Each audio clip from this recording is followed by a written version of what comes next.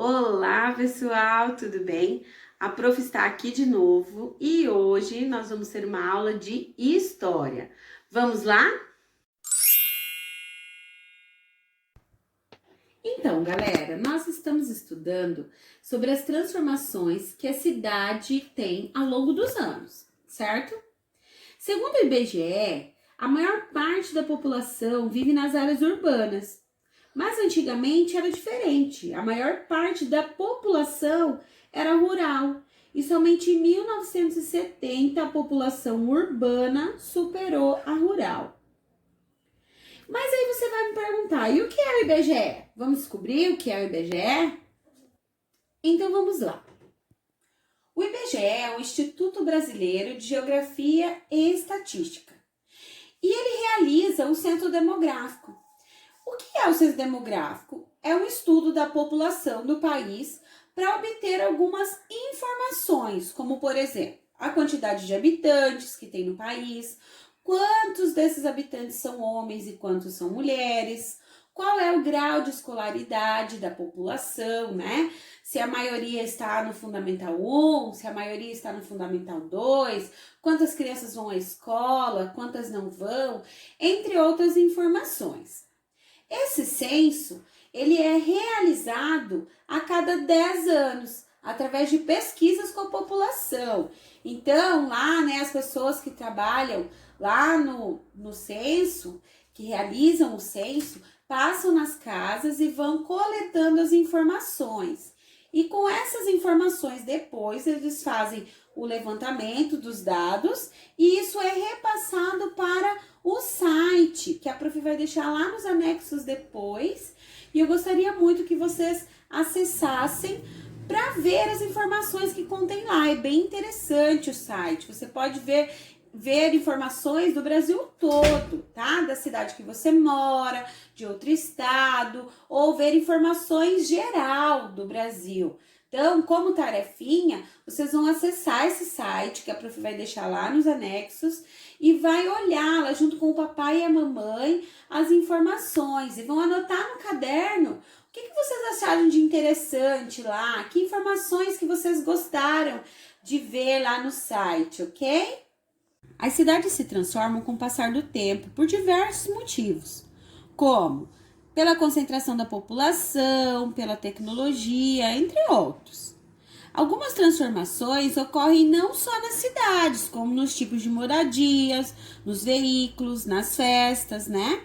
Algumas acontecem bem rápido, como por exemplo, as transformações dos veículos, que cada ano está melhor, surgem novos tipos de veículos com novos equipamentos. Os aparelhos eletrônicos também mudam rapidamente e outros mudam mais devagar, como por exemplo, as festas. Algumas festas, elas já vêm de longos anos e vão se modificando algumas coisas, mas muitas também permanecem, tá? Mesmo com tantas mudanças assim nas cidades e nesses elementos, dentro das cidades, alguns elementos permanecem iguais, como as construções históricas, por exemplo.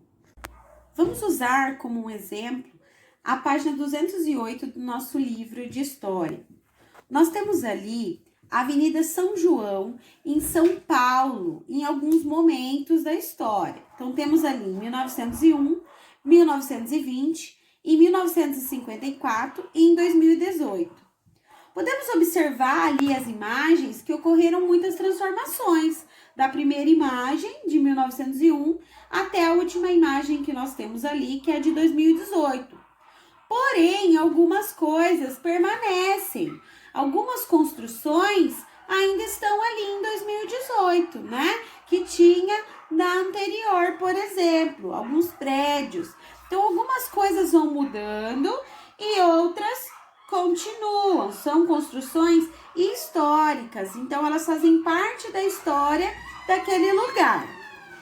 Mas não são só as construções que fazem parte de um patrimônio de um local. Existem também os festejos regionais, ou seja, aqueles que acontecem em determinada cidade ou região, que podem fazer parte do patrimônio cultural de um lugar. Mas antes de continuar, nós vamos aprender um pouquinho o que é um patrimônio cultural. Patrimônio cultural é um bem ou um conjunto de bens de natureza material ou imaterial.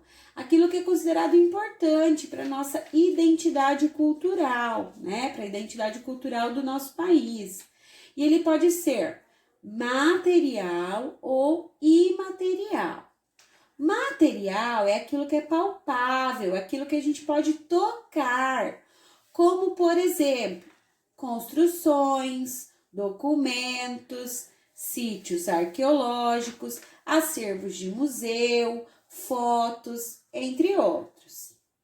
A prof vai mostrar aqui algumas imagens na sequência para que vocês possam ter a noção do que é material.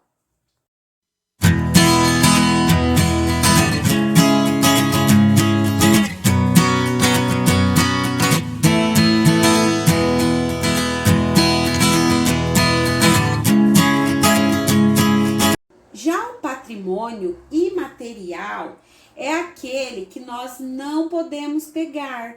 Por exemplo, crenças, festas, músicas, costumes, conhecimentos. A prof também vai colocar alguns exemplos aqui de imagens para vocês olharem.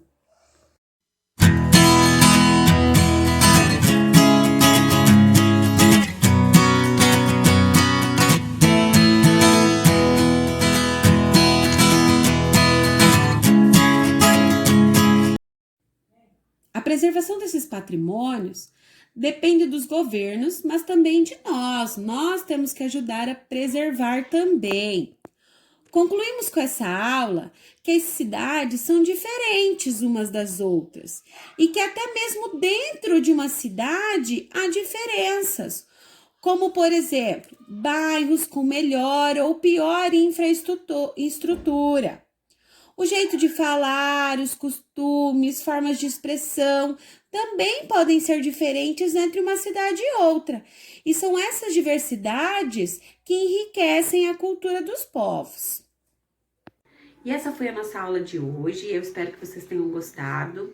A prof vai deixar lá nos anexos a lista de atividades que vocês devem realizar e também os mapas mentais da aula de hoje para vocês copiarem lá no caderno de história.